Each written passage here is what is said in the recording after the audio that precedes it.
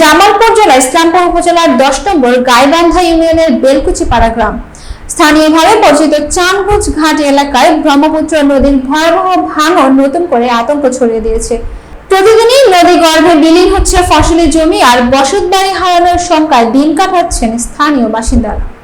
স্থানীয়দের ভাষ্যমতে একসময় বর্ষা মৌসুমে বন্যার পানির চাপ এবং তীব্র স্রোতের কারণে বৈদ্যুতিক খুঁটি হেলে পড়া বা নদীতে বিলীন হওয়ার ঘটনা ঘটত।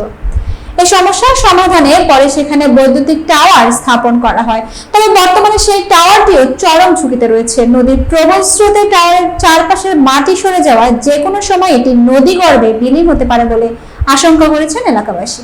এতে শুধু বিদ্যুৎ সরবরাহে নয় বরং বড় ধরনের দুর্ঘটনার আশঙ্কা তৈরি হয়েছে। এদিকে নদী ভাঙন এখন বেলকুচিপাড়া গ্রামের বসতবাড়ির খুব কাছাকাছি পৌঁছে গেছে। স্থানীয়দের দাবি অল্প সময়ের মধ্যে তাদের ঘরবাড়িও নদীতে বিলীন হওয়ার ঝুঁকিতে রয়েছে। প্রতিনিয়ত ফসলি জমি হারিয়ে জীবিকা নিয়ে অনিশ্চয়তায় পড়েছেন তারা। স্থানীয় সূত্র অভিযোগ করেন, নদী ভাঙন প্রতিরোধে তারা বর্তমান সংসদ সদস্য সুলতান মাহমুদ বাবুর কাছে বারবার আবেদন জানিয়েছেন। বিশেষ করে নদী তীরে বাঁশের পাইলিং সহ জরুরি প্রতিরোধমূলক ব্যবস্থা গ্রহণের অনুরোধ করলেও এখন পর্যন্ত কার্যকর কোনো পদক্ষেপ নেওয়া হয়নি বলে তাদের দাবি।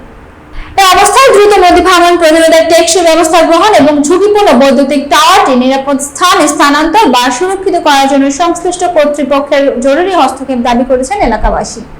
তাদের আশঙ্কা, দ্রুত ব্যবস্থা না নিলে নদী ভাঙনের পাশাপাশি বিদ্যুৎ ব্যবস্থা মারাত্মক ঝুঁকির মুখে পড়বে।